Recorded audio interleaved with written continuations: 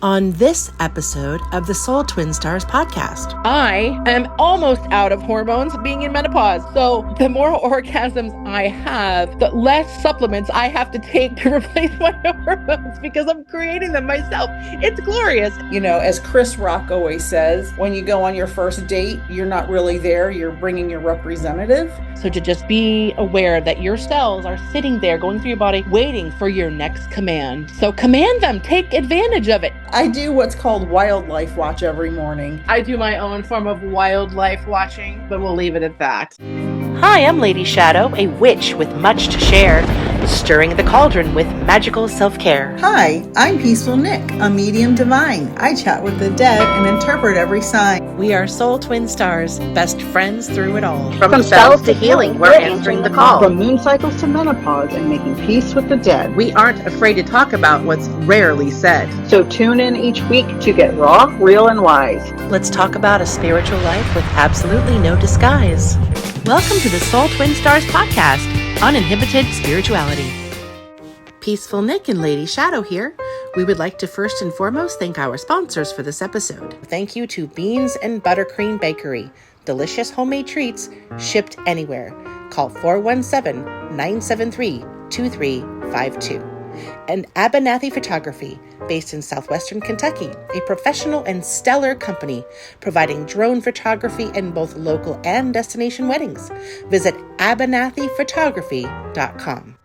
Author Mary Ray's self-reflection workbook on conquering shame and guilt, Tell the Devil to Go to Hell, an interactive memoir, is available on Amazon.com. Craving delicious Italian cuisine? You can find it right here in Westchester County, New York at Fino Restaurant. That's F-I-N-O Restaurant at One Baltic Place in Croton-on-Hudson, New York. All of our sponsors are linked up on our Soul Twin Stars podcast Facebook page, and we thank them for making this podcast possible. And now, back to our episode. Hello, everyone, and welcome back to the Soul Twin Stars podcast. I'm Peaceful Nik the Medium, joined by my wonderful and amazing co-host, the beautiful Lady Shadowe. What's up, Lady Shadowe? Girl, you're just as beautiful, if not more beautiful. I did not fly in on my broom today. I'm literally enjoying the beautiful, cool weather outside, chilling and grounding in the 65 degrees. What are you doing? What is up? How has been your week? I want to talk about, it's still hot here where I am in Florida, but we had some very big thunderstorms in the last. Don't make me jealous. 3 major thunderstorms in the last 24 hours. They were incredible. Our pond filled up so much, like a foot of water in this huge pond. It was amazing. I love thunder. I love lightning. I love it when ponds get filled. Yes. It's really necessary in the world, isn't it? Like it's like we need the liquid from the earth. It's important to me. Happy Menopause Day. Where the hormones go in and they go out. That to me is a divine moment. I love rain. I love storms just like you. And it was wonderful. And we have a new baby alligator in our pond in the backyard. The baby alligator was out flipping its tail and getting a suntan yesterday morning, bright and early. So that was cool. Oh my God. I love that. I do what's called wildlife watch every morning. And I send pictures to my family of all the creatures. We have sandhill cranes that are in our backyard and a million doves and frogs and gators and snakes. And it's the wild, wild Florida out here. I love it. I do my own form of wildlife watching, but we'll leave it at that. So what are we talking about tonight, my friend? Speaking of wild life. I think that we should learn about rewiring our lives and what the best way to do that is. Yeah, see how I did that? Rewire life, like wildlife. It's going to be so juicy, you guys. Because not only do Nik and I kind of play in this space constantly with using energy and getting into the energy and the flow and using it to channel what we want in life, but there are so many other ways that we can express, create, manipulate, but in a good way. Just like, Nik, there are those words in the world that have double meanings. right? That you can use for good or bad. So when people hear automatically, they hear manipulate, they think, oh, just it's a bad thing. It's manipulative. It's something that's happening, against your will, which we know is not true, because the word manipulate can also be, hey, I need you to turn that dial a little bit to the left, or I need you to manipulate that that painting on the wall a little bit. It's not always a dirty word. Just like stubbornness. You think of the word stubborn, right? And you think, that person's an asshole, someone who won't budge, who won't move. But you know what? Stubbornness can also be used in your favor to keep you from settling for something that you know is better or for your higher good. And because of the patriarchy, I just want to do a little aside here. A woman will be called stubborn at the same time a man will be called strong and assertive. Exactly. Just FYI. Rewiring. A lot of people can call it rehabbing your mind or making changes, setting goals, changing frequency, but rewiring goes a little deeper. And as you know, Nik, there have been a couple of circumstances in my life, just like in yours, where action has to be more strongly taken than just a simple manipulating of something here and there. You know what I'm saying? Like sometimes you got to go deeper to really get to the root of the problem in order to keep it from coming back. You and I chatted this week on the side about the quantum idea of comparing our brains to a computer, Yes. right? Yes. And our brains are technically an organic computer. Okay, you come out of the body and you have a fresh brain and a brand new system that doesn't have any software on it, right? Yes. If we're going to just use the metaphor. Yes. And what happens is through time and through life, we add programs, school, career, expectations, love, relationships, friendships, add these little programs in there, right? Which is great because you want to load your computer with programs that are helpful for you, like Photoshop, like Microsoft Office. But then, as you know, when you go clicking into places that you know you shouldn't be on the internet, you start getting spam and pop-ups. And next thing you know, your computer is infected with a virus. Okay. So then the processing slows down, the computer starts acting glitchy and weird, and then you got to go into the system and find where that virus is so that you can have your computer operating at optimal levels, right? So I have been doing this experiment, pretending my brain is this computer and my body is connected to it, and it's one operating system that has to be constantly defragged, right? And has to be constantly updated, maintained, and scanned for viruses. And you know what viruses feel like because it's not necessarily a cold sneeze. It is the feeling of toxicity in your system by ways of how others make you feel or external circumstances, jobs, choices, etc. Right? Yes. So I feel like every once in a while, we need to rewire ourselves, do a defrag. And when you feel a virus, because a virus can show up on your computer overnight, your system's working just fine. And then boom, what the hell? I can't open this program. It's like the body, right? We can't open our channels if we've got a virus sitting in a spot that's causing havoc. So with this metaphor, it's really cool to share with others, kind of thinking of yourself as this super wonderful, divine quantum computer that is running clean codes, happiness, joy, opening all the channels. And also with that comes allowing the wrong things to slip into those channels. And we don't even know it until it's too late, right? Yeah. So I, like you, have to make sure that those programs are not malicious, A, and B, when the virus comes in, we have to immediately go in there and delete that virus. So that is how we rewire our bodies and minds. Think of it as a quantum divine computer. And the earlier you catch it, the less it infects, right? Because we all know it starts with a little bit of unease, tension, goes into the body, stress, you know, how a virus works with the computer, slowly sometimes. And then what happens? You become fully infected with depression, anxiety, unable to move forward, to operate in a healthy environment. Thoughts change. You start going down a spiral. It can also affect, like a real virus, people around you. You can infect them with your energetic viruses, right? Yes. So we're going to talk about tonight how to literally defrag your system and get rid of those viruses. You know, and this makes me think of many, many examples of people I've known in my life, and I'm sure you have the same experience. Everybody does. If somebody's listening and has never heard of this before, please let me know because bravo to you. So I'm going to talk about women. I'm going to gender this because I'm a woman and most of my friends are women.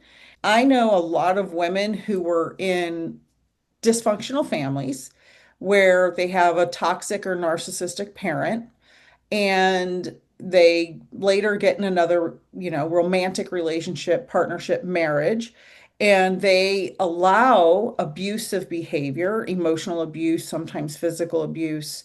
They allow that abuse to go on for years. It doesn't start right away on day one. As Chris Rock always says, when you go on your first date, you're not really there, you're bringing your representative, right? Oh my God, that's so great. And so over the years, the representative turns into the dysfunctional partner. Now, we're all dysfunctional in our own way. I am not claiming that women are better than men or anything like that. We all have our own dysfunctions. I'm just giving an example of people I've known. So over years, the wife is used to, maybe a narcissistic parent, and now the partner is has some of those traits. And maybe people say, "Oh, she was attracted to the partner because she's used to those types of traits. It's familiar to her." And so over years, this emotional abuse, let's say, goes on, and they'll get in a fight, and then she doesn't realize it maybe for 10 or 20 years that that is abusive behavior because she was programmed by her family to accept that kind of behavior. And when this happens, we have to be deprogrammed and rewired to be able to either stop that toxic cycle in the relationship you're in, if possible. Sometimes it is, and sometimes it's not, or escape that relationship and reprogram and rewire yourself because if you don't make any changes for yourself to know that that's not okay, your next relationship will turn out exactly the same. Exactly. And this is not just with your relationship, right? This Right. is toxic patterns that we have to break in general. I think we all, like you said, struggle with this. Like I recently had a breakthrough in a physical sense, right? Where I went back onto my keto diet, like strict, not strict as in, oh, I feel so deprived, but as in really clean eating and fasting again. And I feel like a supercomputer all over again. Like actually that's one of the first the first ways to rewire yourself is to do like a little fast, start with a little one if you can, medically, if you're safe to do that. And then if it's safe for you to do a little bit longer and a little bit longer, I'm not saying starve. I'm saying a proper fast is hydration, potassium, sodium. You still have to have your vitamins and minerals if you go even past 12 hours for some people, right? But I'm saying just giving your body less to do, like not as much digestion. The digestive system itself takes so many calories to operate that what happens is it pulls the resources from other parts of the body that are needed to go through and clean the cells and keep everything running optimally, especially your brain power. Your brain, as you know, takes up a lot of freaking power, just like a computer. Isn't it so weird? The connections between what they would call AI, I guess like a computer is kind of a mirror, a technical mirror, a matter of fact mirror of the brain and, built inside this little box, right? Right. There's so many similarities. So, and that was also my divine moment, which I was going to share this week, was that getting clear and off of even the smallest amount of sugar I was eating and eating like practically no carbs. Now, again, I'm not saying that this has to be done for everybody, that everybody has to do their own diet and eating plan themselves. For me, my body hates carbs. My body despises anything that slows everything down. For me, meats, vegetables, healthy fats, avocados, my body thrives on that, right? So I could go years without eating carbs because I don't have the system that can process them properly like everyone else. I have a very slow metabolism. But putting myself in that position again with my body where I can sync it up because I'm giving it less to do, because I'm eating less, I'm eating more of the right foods, it's like, oh my God, that's right. I forgot how great this feels. It's just as good to bite into a hot fudge sundae. Trust me, in that moment, than as it is to feel like this, but not like every single night. So for the feeling of making different choices, whether it's food, whether it's alcohol, whether it's taking an extra hour for yourself in the morning before you go to work, all of these things help. But we're going to go through a specific list, like how to get really in there, other than the same old shit that you're going to hear on every other podcast. Well, just eat better and take a cold shower, which also helps actually. But no, we're going to kind of dive into some deeper ways to do this, which is going to be exciting. I'm excited. And I would say if you are someone who is struggling with a family relationship, with a romantic relationship, a friendship, and it's just not clicking for you anymore, do some reflection. And sometimes we blame the other person. And sometimes we need to realize I had a part in that too. And I messed up too. And it's not always one-sided. And I'm going to quote someone who I don't really watch anymore, but many years ago I did before I knew better. Oh my God, is it Dr. Phil? Dr. Phil. I knew it. I know you so well. I know you so well. Dr. Phil says no matter how flat you make a pancake, it still has two sides. And that's the only quote I remember from him. And it's so true because even in a relationship, somebody might be 99% wrong, you still have 1% responsibility, and you should still acknowledge your part in the relationship if it's breaking down. So awareness, self-reflection, acknowledgement, and this is for any type of relationship, family, friend, lover, doesn't matter. It's so true. You know, again, when you are infected with a virus, you know, when you're getting a cold or a flu immediately, right? It's the same with these other situations in life. You feel it in your gut first. You feel something's wrong, just like when you feel something is wonderful. You meet somebody new, they spark your soul. You know that that's something to pursue. If it's something that feels weird, off, terrible, like you're being deceived, or if there's a dangerous situation, all of this was implanted in our systems for a reason. We just have to stop and listen to it. Stop with the noise and listen. And I'm going to quote someone else that Okay. I don't watch Let's anymore. Can I guess? Hold on. Is it also somebody you don't listen to anymore? Yes, somebody I don't listen to anymore. Oh my gosh. Let's see. You'll never guess. You'll never guess. John Hamm. No. Well, we have to explain to the audience why I just said that, just for fun. Nik and I were joking about John Hamm. She has an aversion to him because of a role that he played that she did not enjoy, but I find him so hot even though he plays these bad boy roles. But anyway, I think it's funny because, yeah, you would not take advice from John Hamm. I would not take advice from John Hamm. Another man I would never take advice from now, who used to be a really funny comedian, is Joe Rogan. And oh, yes. Okay. He had a stand-up show years ago, Shiny Happy Jihad, it was called. And he was talking about a woman in an abusive relationship.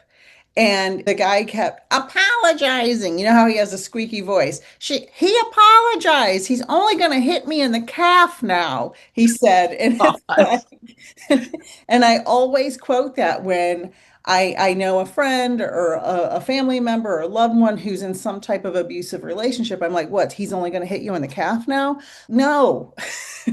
Yeah. All abuse is abuse. And if you don't stop it, get away, or something, make some type of change. It's very important. Here's another form of abuse that no one likes to talk about because it's not technically in the box checking column of textbook abuse. Okay, I have a friend that's going through some stuff with his wife, and we're talking long silent treatments. Long silent treatments are abuse. Oh, no, of course. But believe it or not, that's not textbook as in, well, if he's not hitting you and he's not telling you you're a piece of shit, it's not abuse. But you're right. Silence is actually the worst type of abuse, especially in marriage. Failure to connect, and it's horrible. All had that in our relationship at some point. Yeah, but not for weeks and weeks and weeks, right? I mean, that's got to be really hard to live in a house where you're not being acknowledged in any way. But if you are not feeling seen, not let alone being heard or even spoken to about something important, it's like a person in solitary confinement. It is so damaging to the psychology. And I know another person in a marriage as well that lives in a similar prison where he's not hitting me, he's not throwing horrible verbal razors at me, but he's passively aggressively ignoring me. He doesn't acknowledge me unless it has to be acknowledged, unless it's forced from the other side. He just kind of stays in the background and waits for some other miracle to happen. There's no effort being thwarted on this other partner's part. It just sits idle. Can I bring something up that's extremely important that many partners don't understand in this moment that you're talking about that?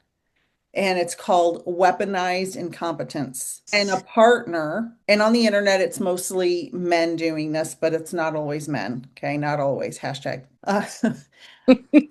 A partner. So let's say a mom has 3 kids, and we call that a married single mother in this situation.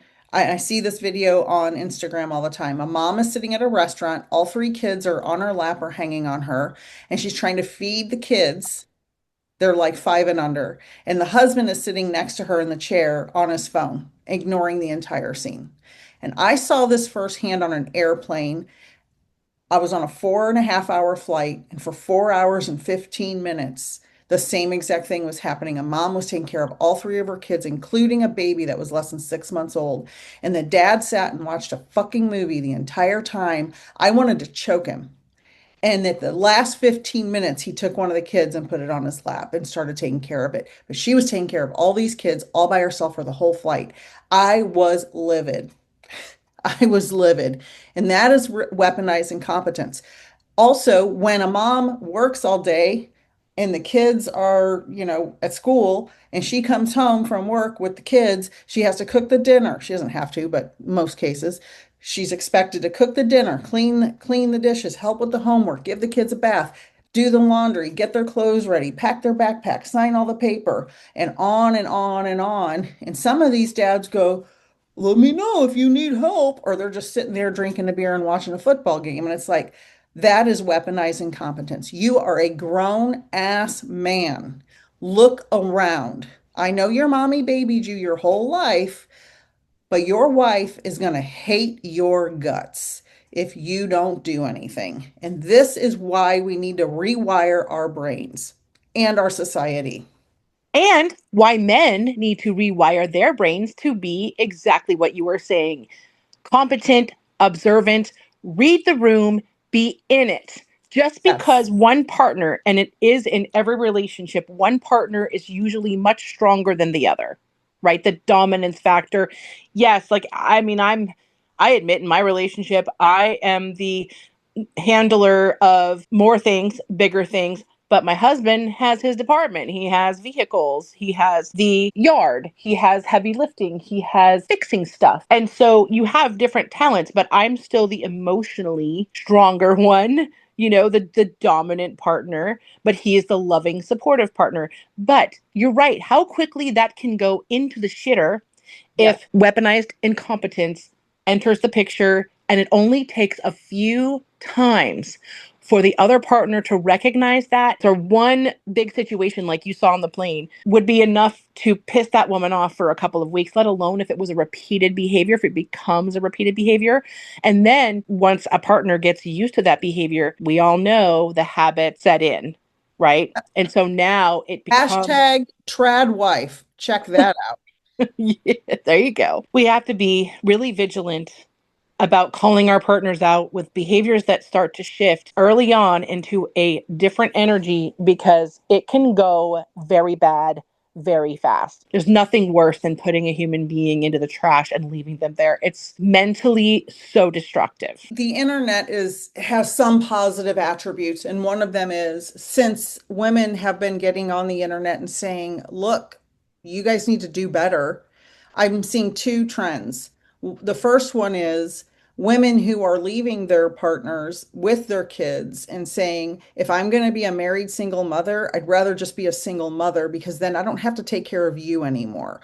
I'm still doing all the stuff I was doing before, and now I don't have this extra whole human man to take care of. That's one thing I'm seeing. The other thing I've been seeing lately is a lot of men who are coming forward and saying, to other men, look, when you come home from work and your wife is exhausted and she's got kids hanging on her and the dog is barking and she's got spaghetti in her hair and she's trying to mop the floor and you just sit down, you no, she's and you want her to put out that night, she doesn't want to. When you do it, she's not in it.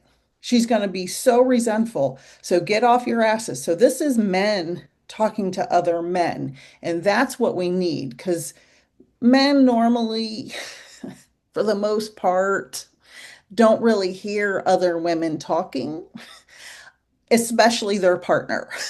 But when other men call them out, that's very different. And I love seeing that because there are so many wonderful men. I have a husband and two sons. There are wonderful men.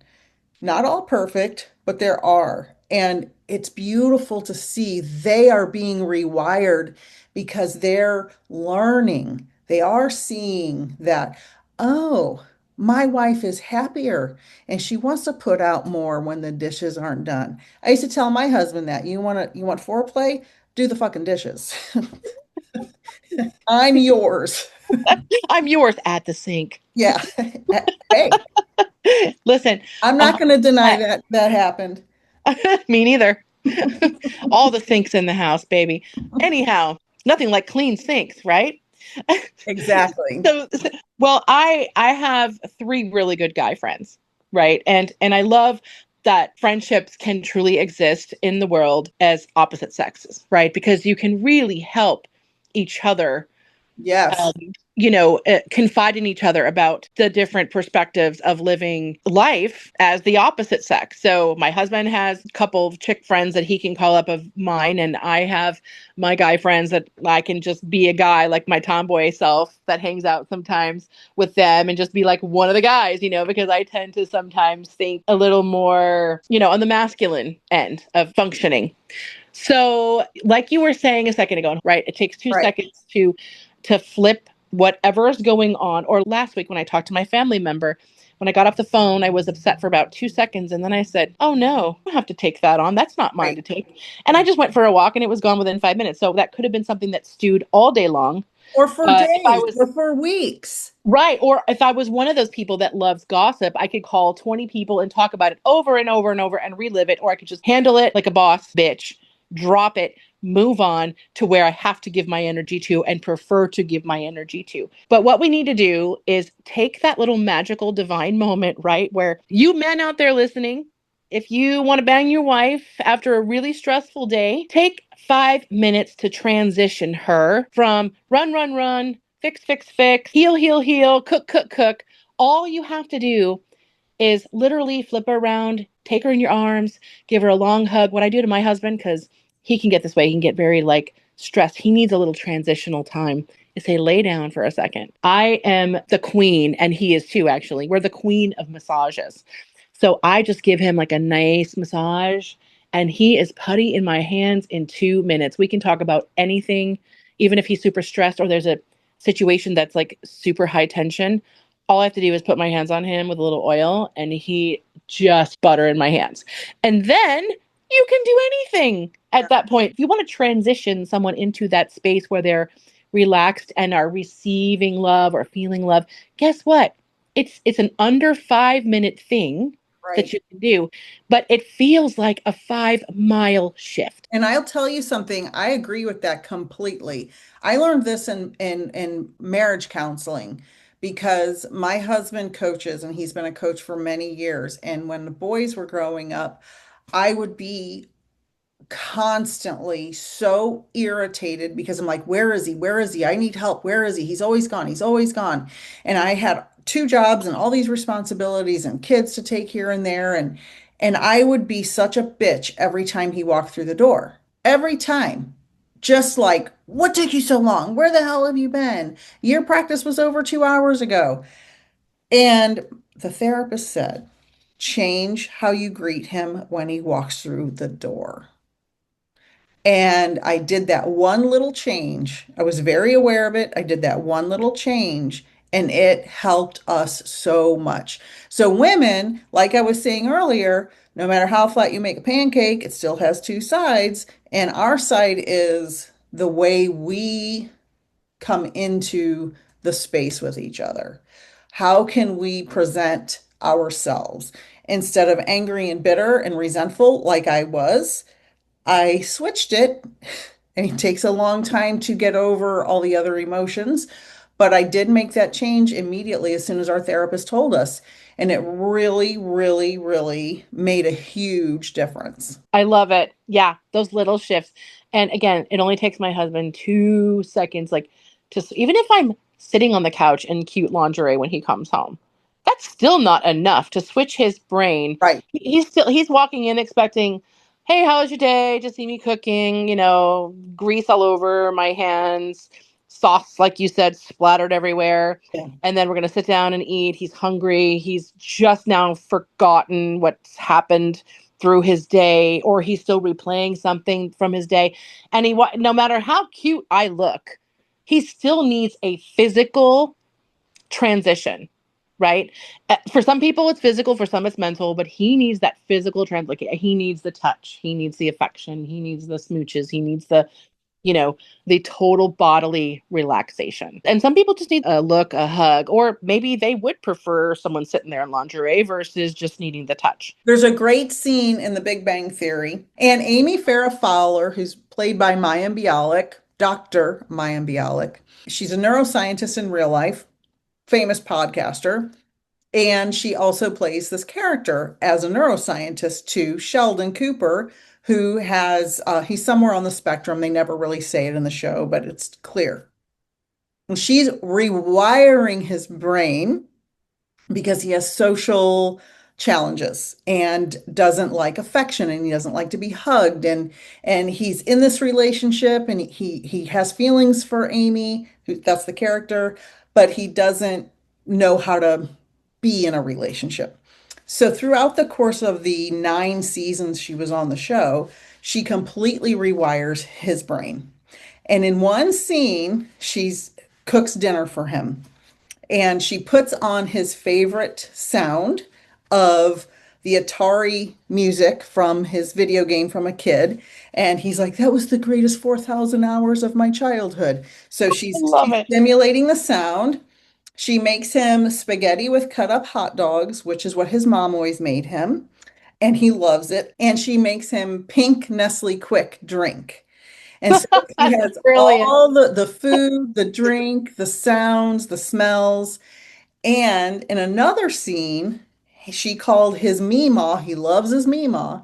She called his Meemaw and got her Christmas cookie recipe and gave him the cookies for Christmas. So she rewired his brain using these neuroscientific tricks.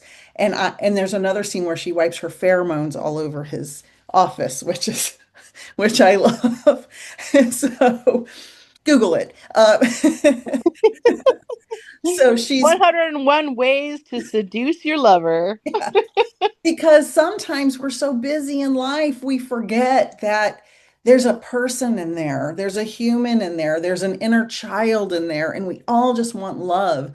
And so you can do things. She may have been rewiring his brain, but to him, he felt loved and cared for, and that she took the time to do all of those things for him. I love that so much. This will kind of segue us into the snapshot we're going to give everybody about how to rewire your mind, how to do them long term, how to do them short term, the rewirings. But one of the most important energies that we forget to stay in and enter in and connect with again is called the NRE phenomenon. Okay, so NRE is that new relationship energy that only comes along with something really exciting, like when you fall in love, fall into a crush, someone sparks your soul, and you've got that extra little spring in your step where you're just like, oh my God, I feel so amazing because I've made this connection. Now, this can happen platonically too, right? When you meet a new best friend, the same feelings of excitement, and you don't know where it's coming from. It just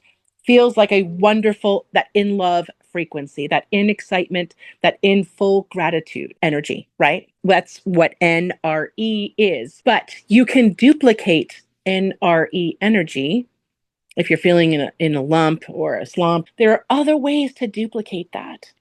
And that is just, again, rewiring the system, because when you are in that heightened state of everything feels delicious, everything feels brighter and more beautiful, and you look at people and you just want to like hug them all because you're in that kind of higher state of being. Here are some ways that we can kind of get back into those little moments and snap out of, the humdrum of the world and the energies and the frequencies that bring our frequency down, which is not where we're supposed to be living. We are supposed to be living in those honeymoon feeling, in love, new friendship, excited for the new job place all the time. We're supposed to be in that NRE energy. We are built to be in that NRE energy. And it sucks because everything in the world that you see within the system is designed to flip that and do the opposite, to keep you far, far away from that feeling, which is dangerous because, again, what kind of system would, if your best interest is at heart, would want you to not be in that beautiful energy all the time? So here are some 10 instant rewires for the short term that can kind of pop you into your raw, happy, joyous frequency so that you don't have to focus on what the world is telling you how to feel, what to do, and how much stress to carry. So there's laughing. Laughing is so important. Put some comedy on. Watch a little snippet of your favorite comedian and just be silly. My husband and I, we are comedians for each other. He will say something so shockingly funny just to get my attention. And then I will say something to him, like we'll just be having a normal conversation and I'll throw in like a crazy monkey wrench just to like make him laugh. And it's so much fun. So laughter is so huge wherever you can get it, wherever you can find it. I agree with laughter. My husband is a very, very funny man. He's always cracking jokes. I am a much more serious person. That's why I try to crack you on our Yeah, podcast. I know. But through the years, and I think the seriousness comes from two places. One, my chaotic childhood, and I try to be very serious because I think need things organized and stable. So I'm very serious. And the other is my science background, so it's very serious work. But my husband has helped me become less serious and more. I think I'm funny when I crack jokes. Now, I don't know if everybody agrees with that, but he has taught me and shown me and given me the space to become less serious and more funny, as well as you, Lady Shadowe. But we're talking about other, romantic relationships. Of course. No, I think that's wonderful. And that should be kind of the basis. Like I always said, when I wanted to build my ideal relationship before I met my husband, after getting out of too many serious relationships, I was like, okay, I don't want this heavy duty romantic shit. I want someone fun, loving, who can be a touch of romance, but mostly just fun and uninhibited, right? So there is the different levels of the way you can laugh with your partner. So another one is like a cold shower, a cold plunge into a bath for a few minutes. That can also kind of shock your system in a good way. I'm not talking freezing cold, or just at the end of your shower, slowly lower it down to a level that you can tolerate. That will just kind of, just give you that reset. Then here's another one. This is really cool. Put on your favorite song, whether in the car, start singing it, or at home. Turn up the frickin' music and dance a little. Move your body. Take your favorite song and just run, have fun. Use the feelings of that song to think about what you want to manifest. Think about who you want to love, how you want to love, your big dreams in the world. Just use that song and that feel-good rhythm to put you in a place of receiving. Next one would be like your favorite, gratitude. Rewire scarcity into abundance. A lot of us take our health for granted, and we are completely healthy. We wake up pain-free, thank God. Some of us don't because there's so many people who don't, right? And immediate gratitude for anything that you can find in your life, like you said, will help flip the script. Then there's breath reset, square breathing, closing your eyes, picturing the light engulfing you in a hug if you are in a situation that's impossible, whether it's emergent or just anxiousness. This is one of my favorites. Okay, so compliment a stranger. When I feel really, really good, when I go out, especially when I'm looking good and I've got like spring in my step, I love to just say hi, smile at people.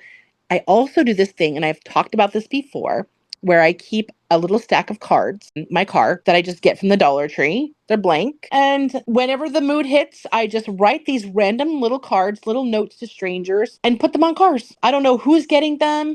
They're just little reminders. Hi, I'm human to human. I just wanted to send you a little love today. It's all going to be okay. Smiles and blessings, your angel. Imagine like if you went out to your car and you were having the shittiest day and you find a random message on your car from somebody who just happened to like drop it there, and you're just like, how did that happen and why? This happened to me last week. I was running to the grocery store for something super, super fast. And I put a stack of these cards, the blank ones, up in my visor. And they were really tight in the visor. They're not flying out at me every 3 minutes. But when I got to the parking lot, which is really weird, I wasn't even moving the car. I'm just sitting there taking the keys out of my car to go to the store. And then out comes the thank you cards. They come flying out onto my lap. Like I'm supposed to put them out at that moment. So I said, okay, well, I'm not in a hurry. Let me do it. So pulled them out. There was like 6 of them in there. I wrote out 6 cards and I asked Spirit to tell me which cars to put them on. So I just kind of nonchalantly, because you don't want to look like a crazy person putting shit on people's cars, but went around and just found 6 cars and sent a silent blessing, which is also one of your favorites, right? So silent blessings, compliment a stranger, gift a stranger, flip a thought. Okay, here's the next one. Flip a thought to -1 or a loop and rewrite that loop into something that you want to manifest. So anytime you feel yourself thinking about the stupid bills, flip it around and say, but I have plenty of money. I don't have to worry about the bills. I will always have plenty of money. Just say that. Just get in the habit of that pattern. Create a new association with a negative to a positive. Then we've got stretch for 2 minutes. Nice high stretch with your arms. Also, so important, everybody. Please get out and get vitamin D, natural vitamin D. Get out in the sun for a few minutes a day. Morning, noon, whenever you can catch it. And of course, my favorite, orgasm. Orgasms for both men and women. Balance hormones. Release hormones. I am almost out of hormones being in menopause. So the more orgasms I have, the less supplements I have to take to replace my hormones because I'm creating them myself. It's glorious. It's absolutely glorious. And then, of course, we were talking about fasting, clean eating, meditation, that's obvious. Creative work, channeling ideas into writing or painting or creating joy as a default. Try to celebrate and elevate. Now, if you have anything else to add to this, I would love to hear it. But you can literally create your own cheat codes. You can literally create new thoughts. You can leave notes for yourself. You can set reminders on your phone to think a certain way to catch you out of a pattern. There are so many ways. And to remember also that your mind is the computer and your mind is responsible for everything that goes on in the body.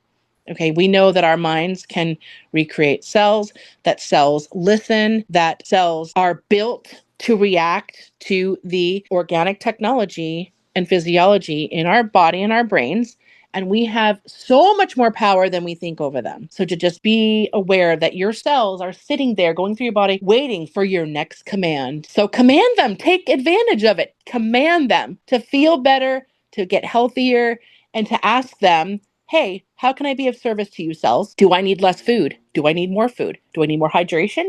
Do I need less hydration? Do I need more sleep? Do I need more sex? Do I need more connection? And if we just sit and listen to the answers, our body will talk to us. I agree completely, and I have a list of things that I want to add and supplement to what you already said. First, I want to talk about when we are pregnant and when we are around little children, ages 0 to 7, well, from in utero to age 7, that's the most malleable time for a brain. So if a child doesn't get enough hugs, enough attention, enough love. If a child is in a chaotic environment, in utero or after they're born, that wires their brain in a specific way. That could be 20 hours of podcast alone, that tiny little segment.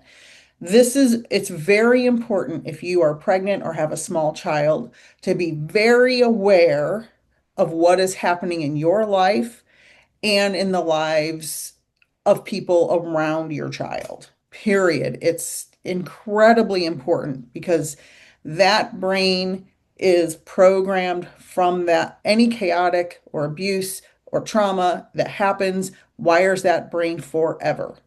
Period. So be aware of that. Other things I want to talk about.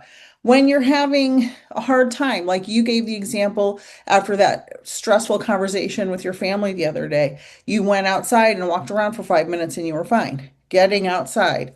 So I was having a moment. I think the full moon got me. And I looked out my window 2 days ago, and there was the most beautiful rainbow I've ever seen in my life. And if you follow my Instagram or Facebook, you see all my rainbow and cloud and sky and moon pictures all the time. So if you're interested in that, follow my socials. And it was stunning. And I don't filter any of those pictures. They are what they are. And it was so beautiful, and it changed my mood immediately because I got outside in nature. I love looking at the sky. I love the clouds. I love the sun. I love the moon. Don't stare at the sun, please. I don't know if they teach that in school anymore. Doing artwork or doing math. Like some people are artsy and they get frustrated and they get an artist block. You know, you're an artist. You get an artist block, go do some Sudoku because it uses the other side of your brain. If you're a mathematician or an engineer and you're just frustrated, draw a picture. It can be a stick figure. It doesn't matter. Use the opposite side of your brain, and that will help in so many ways. You don't have to make a masterpiece or solve, the Pythagorean theorem, but do something to cross those hemispheres of your brain. The other I want to touch on is orgasm. Sometimes when you're in a partnership of any kind, and you're just a little frustrated that day, I'm not talking about an argument where there's abuse happening. I'm just talking about regular daily frustration. Too many responsibilities. I just feel like, oh my God, I'm going to scream just because I'm overwhelmed. And if your partner's not there, you can take care of this yourself. Sometimes it's good to just come together with your partner, have a quickie if you have to, or have a longie. That's what we call it in my house. Just first of all, if you're with a partner, it brings you together and reconnects you. Now, again, I'm not talking about in an abusive situation, just regular life frustration. It brings you together. It's a spirit. It can be spiritual. It's spiritual to me. I don't know if it's that way to everybody, but that orgasm and that closeness resets everything. And then you're like, oh yeah, those dishes will get done later. The laundry can be folded tomorrow. Who cares? I can pay the mortgage right now on my phone. It takes 10 seconds. Everything, those, endorphins and the serotonin and all the chemicals go swirling around your body. You feel better immediately. So there are so many things you can do to reprogram those stressful moments. Yes, we always agree with each other, don't we? I love it when we have our opposing views, but I really love it when we agree because we're so much on the same page. Yeah, orgasms especially. And there's so many different ways to reinvent your marriage and your older relationships. I mean, you and I are both in very long-term marriages, and mine has a little bit more of open parameters here and there, but we are overall monogamous people in between when we open things up. But we don't need to open anything because we know how to ignite and reinvent ourselves as a couple, just the two of us. In other words, we don't use anything open as a crutch, right? And we're just like everybody else. Yeah, there's some extra sprinkles on a Sunday sometimes, but mostly it's just the Sunday, which is wonderful because I wouldn't be married still if it wasn't a Sunday, right? So like we were saying, just know what your partner's needs are. And also, there's something said to the whole love language thing. right? Because I think one of my friends that's going through this rough patch with his wife is that their love languages are so off every time because they're hardwired for this love language and she's wired for this love language. And for them to ever sync up is almost impossible because they just don't feel and give love in the same way. And that's another thing to understand about your partner. It's not just, well, here's how to calm them, do more chores. It's also understanding each other's love language because everybody has a different way of receiving and giving. And so to be aware of that, like if you know your wife would rather have affection than gifts, don't bring her home a bunch of gifts and never a hug, right? Right. If you know that your partner needs words of affirmation, but you're an acts of service guy, so yeah, I'll clean your house, but I'm never going to tell you I love you. Well, we've got a firewall here, right? So that's another thing is you can't rewire somebody else. You have to rewire yourself first. Wouldn't that make life easier though? Of course. I mean, you can help rewire somebody else. I can rewire several people. But you can if you understand their language and you understand their programming from their being raised and their life before they met you. And that's how you can use that to your advantage. Absolutely. Of course, you're not doing it on the sly. You're not doing it to manipulate them. You're doing it to understand them better and to match frequencies with each other. Yes, exactly. And it's important as we wrap up this session of how to rewire our life and use the proper love languages in our relationships and all of our relationships. It's not just romantic relationships. Your friends have love languages. Your family members have love languages. And sometimes it's hard to figure those out, but you just have to keep working at it if that relationship is important to you. I always say start every day before you get out of bed, before you look at your phone, before you turn on the TV. Start your day with 5 positive things before you lift your head off the pillow. My first one is always, I love my bed. We were talking about that last week. Your love, our love of inanimate objects. That's right. Because love is love. You're loving the space in which that holds. What are atoms? What are they made up of? Mostly space. True. That's a good point. I never thought of it that way. So 5 positive things every morning. This will rewire your brain. Make an I am statement. You can make 1 or 10 I am statements. See yourself in the result of that statement. Not, I hope someday I'm gonna be. No, I am whatever it is. I am a financially abundant entrepreneur. I am a successful Broadway producer and playwright. I am a successful and prosperous medium and mediumship business owner. I am a mathematician. Whatever it is, I am. And say it every morning, every evening, and as many times during the day as you can. If you're driving and you're stopped at a red light, give your I am statement. You're telling the universe what you are. When you say, I'm broke, you're telling the universe you're broke. Guess what? You're going to be broke. You have to tell the universe you are abundant. So these are little tricks and tips how to rewire your brain and your life. And Lady Shadowe, this has been so wonderful. You got it. I will see you next week, my friend. Everyone, rewire your life. Send us messages if you want more tips from Lady Shadowe and Peaceful Nik. See you next week. Thank you so much for being here. Send us your questions, comments. We love to hear from you guys. See you next week. Thank you so much. We love you all. Thank you so much for joining us this episode for the Soul Twin Stars podcast. Find us on our podcast Facebook page for Magical Mondays live at 8:30 p.m. Eastern, where we will help you magically slay your weekdays, and for awesome giveaways. For more information about what other spiritual things Nik and I do and offer, visit peacefulnikthemedium.com. That's Nik with just a K. Or to connect with me, Lady Shadowe, soulsandspirits.com is the place to go. If you want to be a guest on one of our shows, we would absolutely love that. Contact us at soultwinstars@gmail.com. See you next Friday. I'm on Spotify, Amazon Music, iHeartRadio, Apple Music, Facebook, and on YouTube. Sending you all so many blessings. Thank you so much for joining us, and until next time, know that you are all cherished.